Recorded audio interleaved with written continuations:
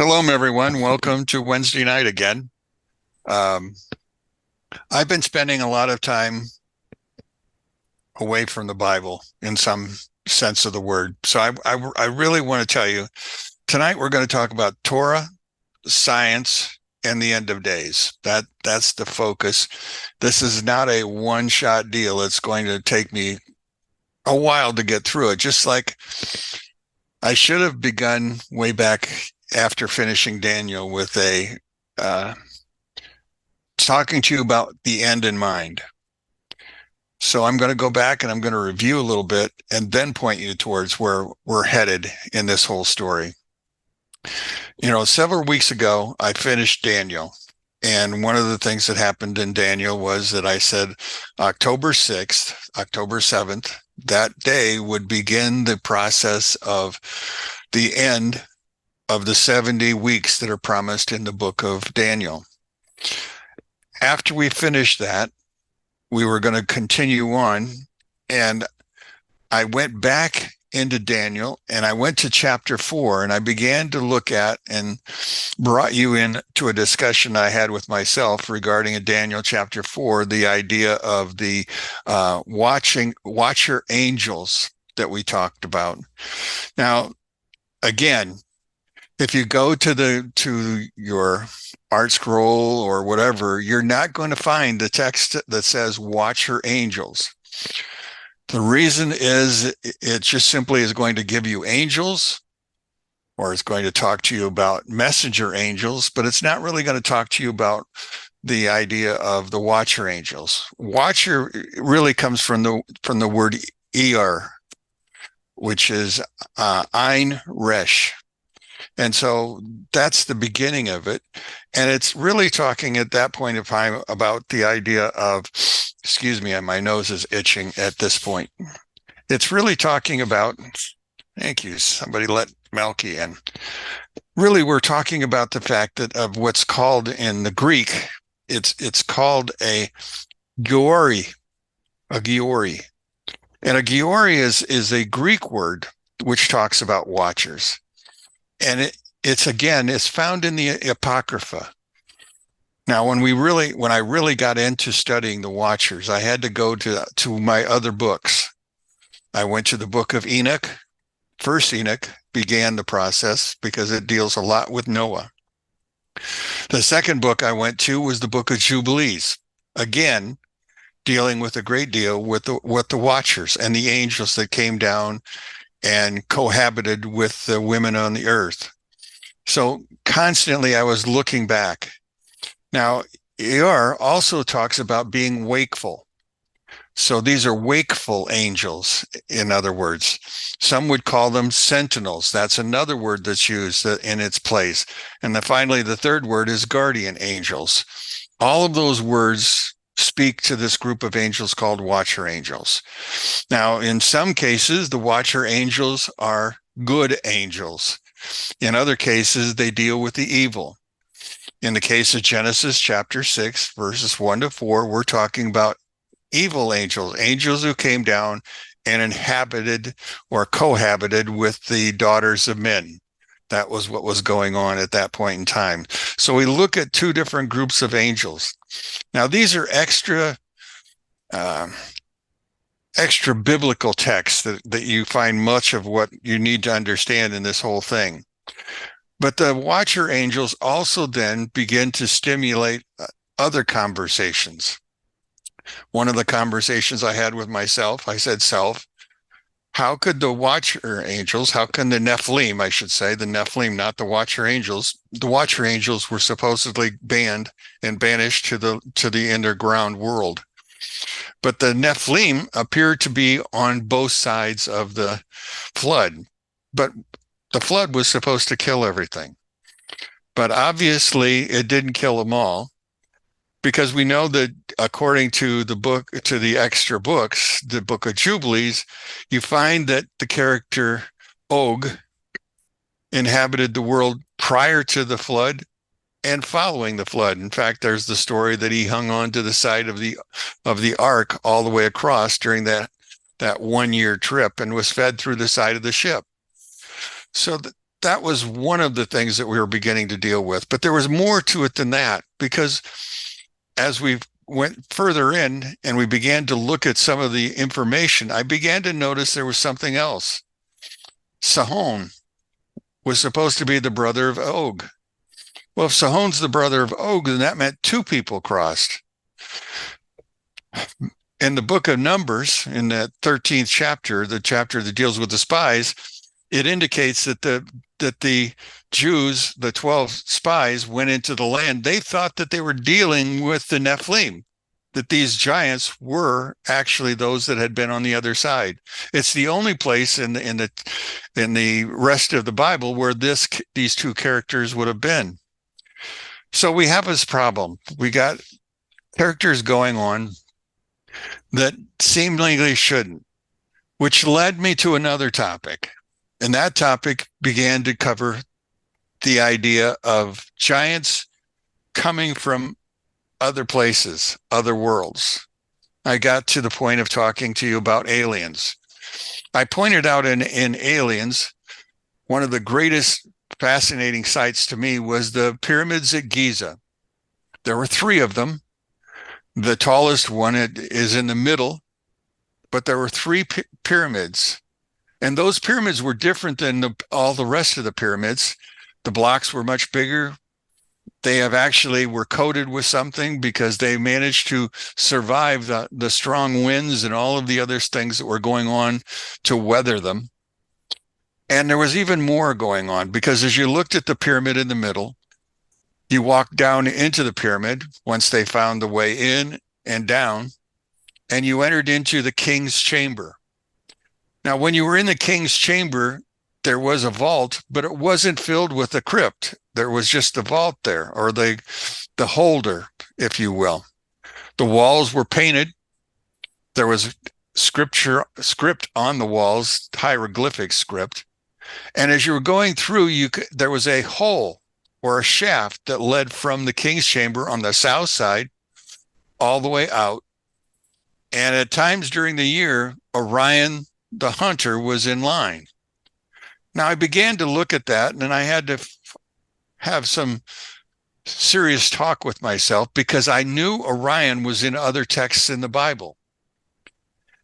I knew it was, and especially since I was teaching Job, I knew it was there. Not only was Job talking about Orion, but Job also talks about the Pleiades, the seven sisters. Not only does he talk about the seven sisters, but he also talks about Canis Major and Ursa Minor. That's going back to chapter 10, and that's going back to chapter 38 in that book. So I have these specifics. And so I began to look at them. Now, if I was in the queen's chamber, I would look out through the portal on the west side, and I would see the Pleiades, the seven sisters. Okay, why were these two identified? And then I began to go back and research the constellations as they related to Egypt. According to the understandings that I gained, there were two characters that came by way of the sisters, by the way of Pleiades, Osiris and Isis, which became what we would call the king and the queen of the Egyptian gods. And as we went further, Orion was the burial place of Osiris and Isis, and it became the burial place of all of the pharaohs. You see, the pharaohs believed in a body and a spirit. The body would go to Orion, but the spirit would go to Pleiades.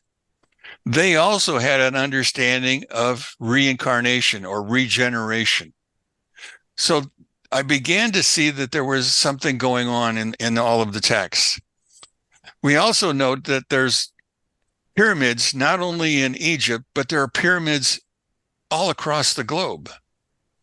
The interesting thing about the pyramids across the globe is they all, again, point to true north within about 1/16 of a degree, and that accounts for the wobble of our Earth's axis. Amazing that we have them all over the world. But now we begin to see that there must have been something to it, because in some of the places, like in Turkey, there are pictures on the walls of those pyramids which deals with what appears to be alien spacecraft. And so we talked a little bit about that. I didn't go really deep, but I just wanted to give you an understanding. And then I went from there to talking to you about really my two favorite people right now to discuss. The first one was Leonardo da Vinci. Leonardo was probably one of the greatest 15th century artists, if you will, but really the art was only the part of it. There was the part in the art that was the hidden part, the secrets that he had built into his paintings, secrets that people could not find until later on, generations later, as they began to become more sophisticated in their sciences. They began to understand that if you took the painting that he had and you reflected it on a mirror and got a second painting, you cross them, you would begin to see other objects, images of what we would call aliens. Now, Michelangelo or Da Vinci, remember, when he was 14 years old, was in Florence, Italy, and he disappeared on a weekend, and he was gone for 2 years. And when he came back, he seemed to have skills that he should not have had.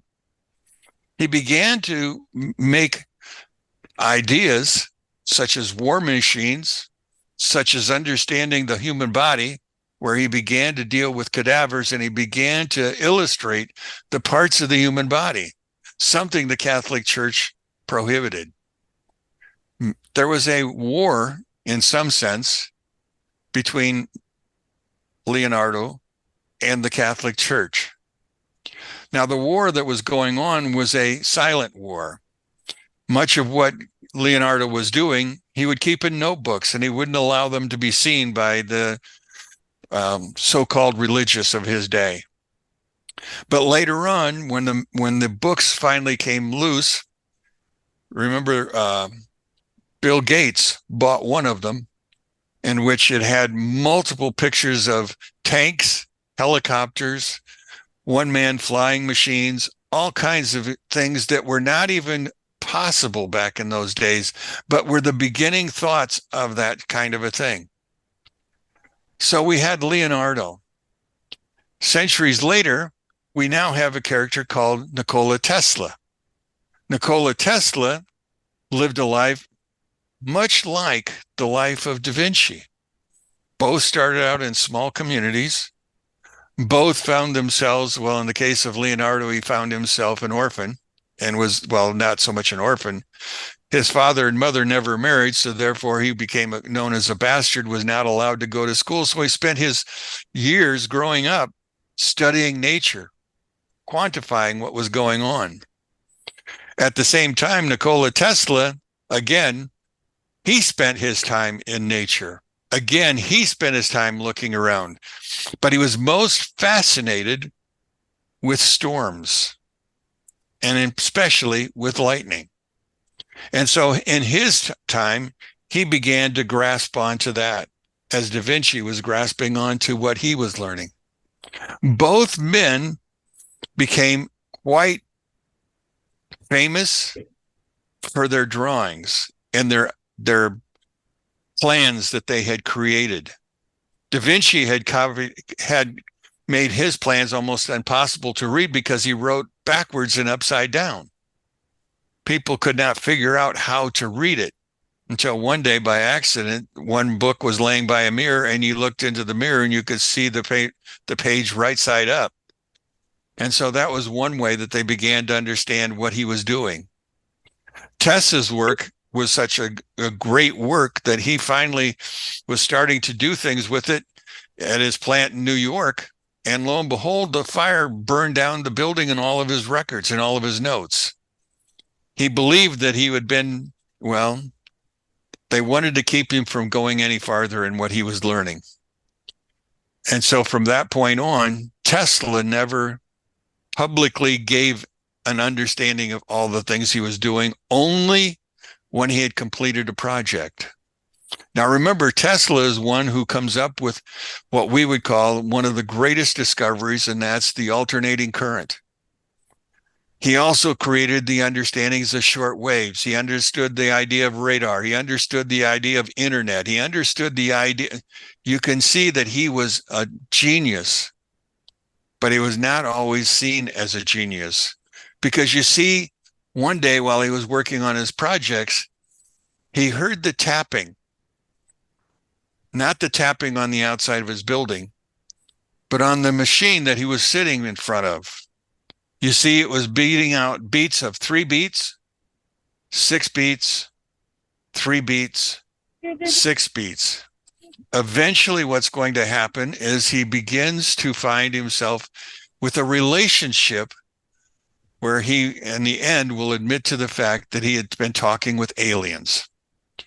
So you have one character who's drawing aliens and another one who's already communicated with aliens.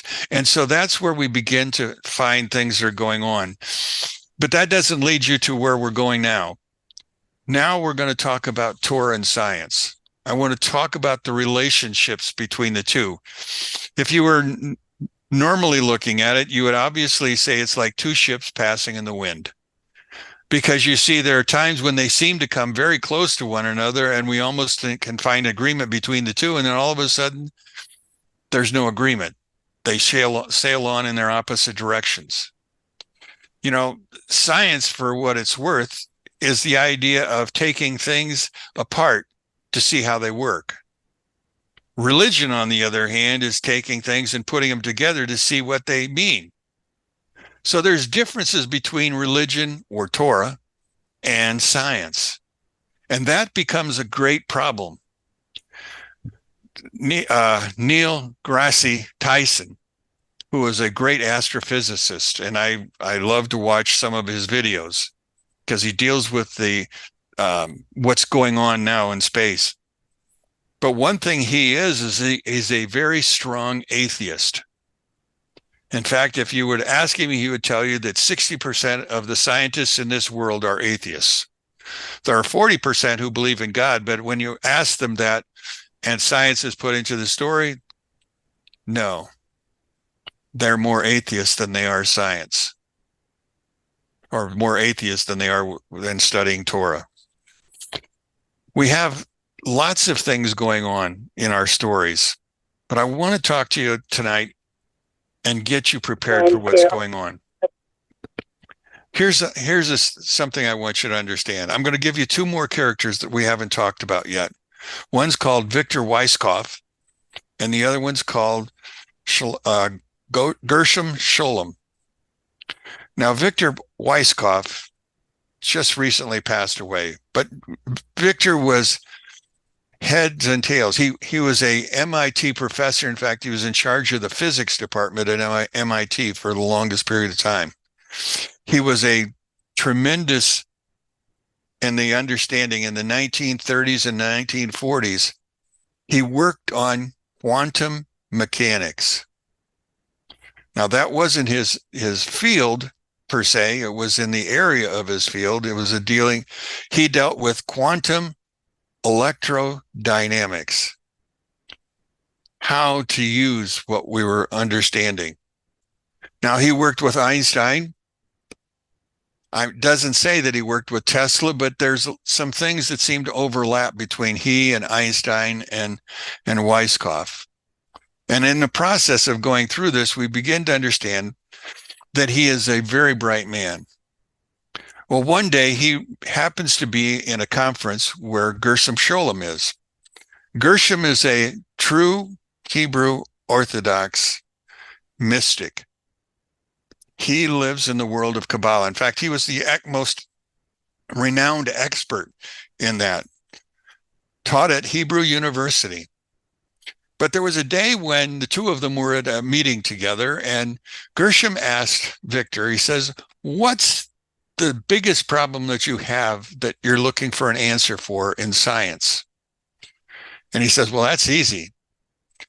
We don't understand the value of 137. What does that mean? Well, We don't know what it means, but we know it's important because it shows up in a lot of the things that we're studying. Gershom was sitting there, and all of a sudden he says, well, that's easy. He says 137 is the same value as the word Kabbalah. What you're working on, or what you need to work on, is Kabbalah. You need to bring in religion into what's going on. You need to understand it. You see, 137 is, if I were to go into the scientific or specifics of physics, it's at the point of 1 over 137.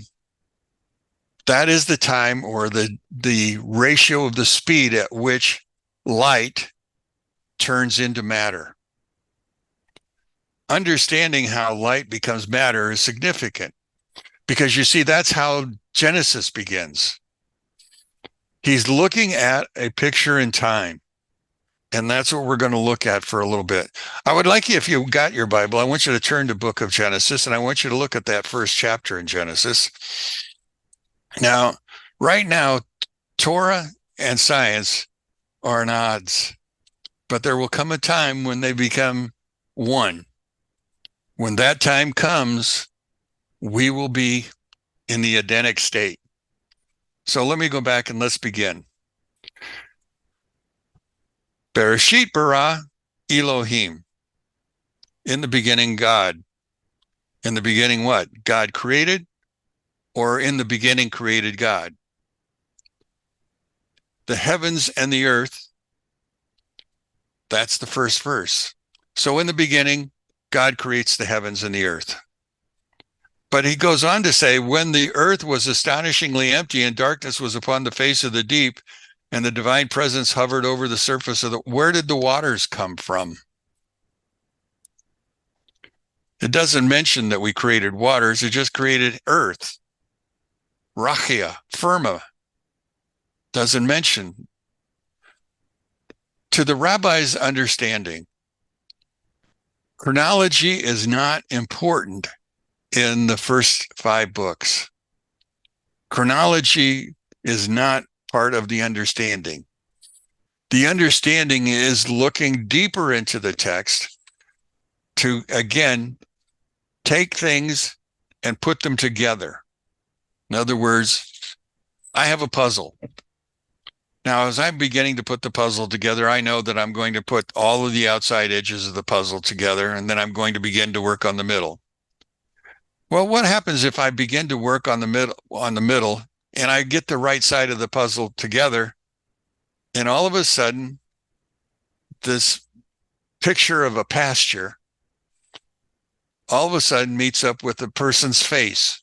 Now I got a facial picture and I got a picture of a pasture. Normally you don't put those two together, but again, the way the scriptures are written, you're going to have to deal with 2 things at the same time. The first verse deals with heaven and earth. But now we begin to add and make it more complicated, you see, because the first letter of the first word, bet, means 2. We're going to be dealing with 2s. We're going to be dealing with opposites. Science and Torah are really on opposite threads. They are together. Now look at what's going on as he goes through this. So when the earth was astonishingly empty, with darkness upon the face of the deep, and the divine presence hovered above the surface of the waters, God said, let there be or. Vayihi or. Let there be light. And what happened? There was light. Where did the light come from? Did it come before or after the water? Remember,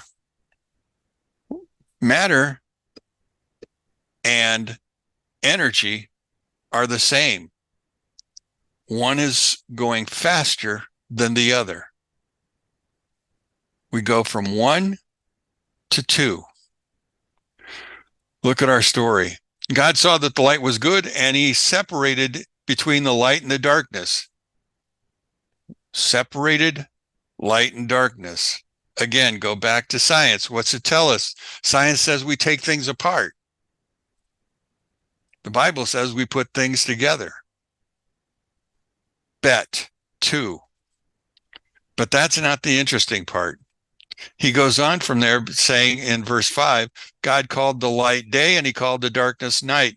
And there was evening and there was morning, Yom Echad, one day. Why doesn't he call it the first day? Why doesn't he call it the first day? Well, there's disagreements and agreements. How old is the earth? Religion tells me it's 6,000 years old. Well, not quite 6,000 years old. Science tells me the earth is more like, or the universe is more like 14 or 15 billion years old. Two numbers that don't seemingly fit together. We'll come back to that later to try to make them make more sense. But the understanding is, one, we take things apart, the other one we try to find the meaning by putting them back together again. And so in our story, we're going to be dealing with the idea of two, that everything is in two. Do you remember the book of Ecclesiastes, the 3rd chapter? To everything there's a time and a season. Do you remember that? 14 examples of pairs. Two. War, peace, all the way through. Life, death. We have pairs, opposites. And so science and scripture don't appear to be in line. Now, Solomon was a scientist, so he understood the understanding of the pairs and duality and all of the things that go with it. One of the things that came to my mind when I was going through this lesson was the idea that what we're talking about here is really, what is or, what is mime, and what is rachia.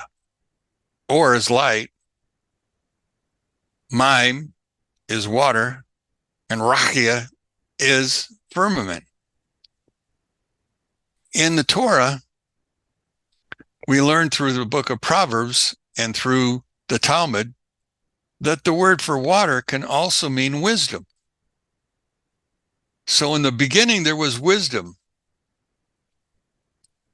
But then there also came light, understanding. But then light, the understanding, and the wisdom became separated. Because if you look at day 2, it said, God said, let there be a firmament, a divider, in the midst of the waters, and let it separate between the water and the water. We're separating water. What does that mean? There are two kinds of water. There is the spiritual water of the heavens, and there's the physical, literal water, the wisdom of science. Heavenly wisdom, scientific wisdom, separated at this point in time by a firmament. Something's blocking us from seeing the one. That's not all. As we're looking at it, the Midrash says the fact that the water below began to weep. Why was it weeping? Because it had no contact with that which is above. Science and Torah are separated. Not permanently, but they're separated at this point in time. Now, the idea of weeping is very interesting because there's two words that I really need to explain to you. The words are made up of 3 letters. Mem, Dalet, Ein. Now, in Hebrew, we can play abracadabra. In other words, we can move the letters around. Mem, Dalet, Ein is the Hebrew word for science. Dalet, Mem, Ein is the word for weeping. So in a sense, in science, We are weeping because we cannot reach the next level. Science only allows us to go up 3 levels in the world, because you see there's 4 levels of the world. There's the major first level of the world, which is called Asiya. That's the world we live in. That's the world of action. The second level is the world of formation. Formation is Yetzirah. And the world above that is the world that's called Beriah. That's the world of creation. So we have creation, we have formation, and we have action. This is the way God has put Genesis 1 together for us. What we can't get to is that other one, Asiya. Asiya is the world of emanation, where everything comes from. It all flows from God. But we can't get there because we're in the world where we weep. We're in the world of science, not in the world of Torah. You remember the character called Jacob? Jacob is a very interesting man. Jacob is the only one who didn't remarry. He didn't have to, because he had 2 wives to begin with. Now, normally having 2 wives is not something that people look good upon or see as a positive. But you remember, it was Leah who was crying because she might have had to marry Esau. And so Rachel, her sister, took kindly to her and compassion and showed her and allowed her to take her place. And so Leah became married to Jacob. Well, Jacob found out the next morning that he had married the wrong woman, and so he ended up going back and redealing with Laban, and he now had a second wife. Now, remember, the 2 wives were sisters. They were alike.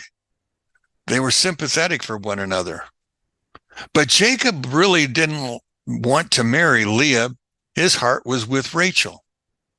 Well, why did he like Rachel better than Leah? We say Leah, well, her eyes were always weeping. Weeping. Water below. You see, it's a kind of a twist in the words. Rachel was a realist. Rachel was one that Jacob could easily understand. Leah, on the other hand, was heavenly minded. Now, Jacob now had a problem. He had 2 wives, loved one more than the other, but at the same point in time, life became very much more complicated because Leah kept having children. Leah understood that she'd already had more than she needed, or more than she could ever hopefully imagine, and began to change. In fact, her 7th child was supposed to be a boy, but she prayed for it to be a girl, and it became Dinah. It wasn't until the end when Rachel now has Joseph and Benjamin, a separation between the 2. Now, as we're going through this understanding of all that's happening, we have to come to the conclusion that there's this difference between this world and the world to come. Adam, remember, he and his wife Hava were one. But when God separated them, they became 2. And we know in our marriage contracts, it says that 2 shall become 1.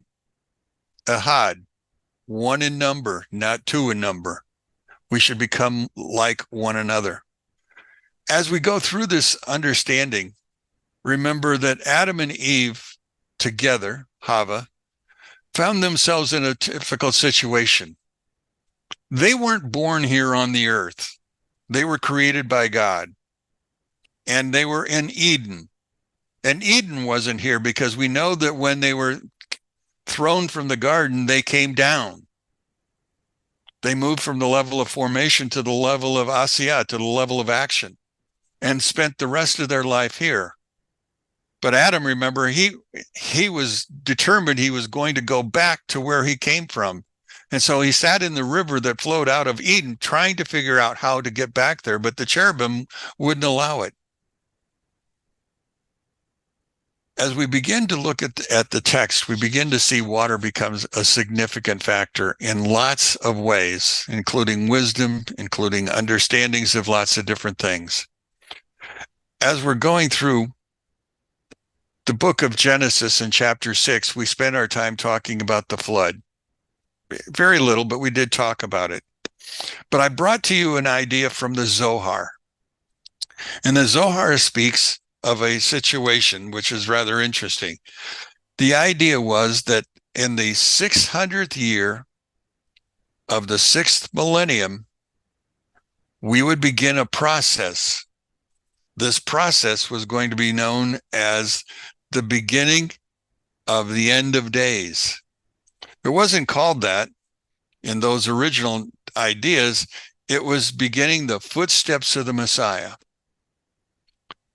Now, the footsteps, or actually the word is heel, in the process of this heel of Messiah, one of the things we know is if well, even you know it, I would think, unless you're like my wife and gets pedicures all the time, the heel of a foot is not exactly what you call sensitive to anything. It has the fewest number of nerves. The only place that has fewer nerves is your elbows, except when you hit the crazy bone. That's the only time. But the concept is the fact that in the end, we will not feel like we're moving towards God. In fact, it'll be an illusion. We will see on the other side, we will see ourselves as being confused. We will see ourselves as being angry. We will see lots of things that tell us that we're not moving towards God, but we're moving towards a world that's going to destroy itself. Now, it supposedly is going to begin at the 600th year of the 6th millennium, which in English would amount to the year 5000. Now, 5000 in the Hebrew calendar, but in the English calendar, the Gregorian calendar, that's the year 1240 CE, the Common Era. So we begin our story with the Common Era of 1240. Now, if I were to put it on a clock, I would put it at what I would probably call 6 o'clock in the evening. Now, you use 6 o'clock in the evening because I'm saying it at the equinox, we're going to talk about 24 hours a day, 12 dark, 12 light. And so 6 o'clock begins the process of going towards darkness. Now, at this particular point in time, we move to what's called midnight, the year 5250, which is also the year 1490. Well, 1490 is the years in which Leonardo da Vinci is living. Again, we begin to see that there's a change that's going on in these final years. Science is beginning to move. Leonardo is one of those characters which is causing science to grow. By midnight, we're at the year 5750, which is also the year 1740. 1740 is the time of what we call the Vilna Gaon. The Vilna Gaon understands that they're now moving into the period when Israel needs to begin to go home. In fact, he will try twice to leave Lithuania to go to Israel, but he'll be turned back both times. After his death, his disciples will pick up and move to Safat, Israel. They can't go to Jerusalem because Jerusalem is controlled by the Muslims, and so they can't get in. So they inhabit the northern regions, the region of Safat. Safat becomes, at that point in time, one of the mystical, what's the word I'm looking for? It's going to be the fortress of the mystics. It's going to be the home of Kabbalah. So at this particular point in time, we begin to look at that. We're also beginning the time as you move forward, you're beginning to go to the next group of years, which is now 12 o'clock p.m. At 12 o'clock p.m., 5750, you're also looking at what's called 1990 on our calendar. 1990, there was a guy who was vice president of the United States. I don't know if you remember his name. He got beat by George Bush over a Chad that was hanging in Florida. He called himself the father of the internet. He created it. Well, he didn't create it. The internet was already going, and it was done by the army and not by him. But the concept is that we began to see amazing jumps in the amounts of information that had been learned. Even today, we're watching tremendous jumps. Tesla was 100 years ahead of his time, but many of the things that Tesla thought about are now practical in our world today because of what he had began to look at and began to foresee. Well, we're moved past Tesla. We're moving past Vice President Gore, and we're moving on towards the year 6000. Well, as we get closer to 6000, in fact, if you were interested, the year 22 or 2040 will begin that last 3-hour period. That's the period that we are now in. Now, we don't have to survive the next 250 years. In fact, the rabbis would tell us that Israel has already paid for the last 210 years by being a prisoner in Egypt. We simply have what they would call 8 more years before the Messiah has to come, the end of days. Today, we live in a world that is divided. Those which are scientifically minded or atheistically minded versus those who are religiously minded, those who are Torah observant. We find ourselves in a situation where we, in some sense, have to choose. Now, science is where I'm going to go with the next few weeks. Because you see, if I go back to that first chapter, that first verse, or the second verse, or even the third verse, God said, and it happened. What does that mean? Well, that's the number 137. You see, he spoke energy slowed down and created matter. 1/137th. Energy becomes matter. We're going to talk about sound. We're going to talk about vibration, energy, and frequency. When it's all said and done, not that you'll become experts or that I am going to be an expert, but I think you're going to begin to understand, not name it and claim it, but you're going to begin to understand how sound really impacts your life, how energy impacts your life. And hopefully, by the time it's all said and done, maybe even Mashiach will be here. I don't know. Okay, I've rambled for 45 minutes, and I think I'm going to unplug now so that my wife can hear. And if you have questions or want to take me somewhere and you're thinking, I am ready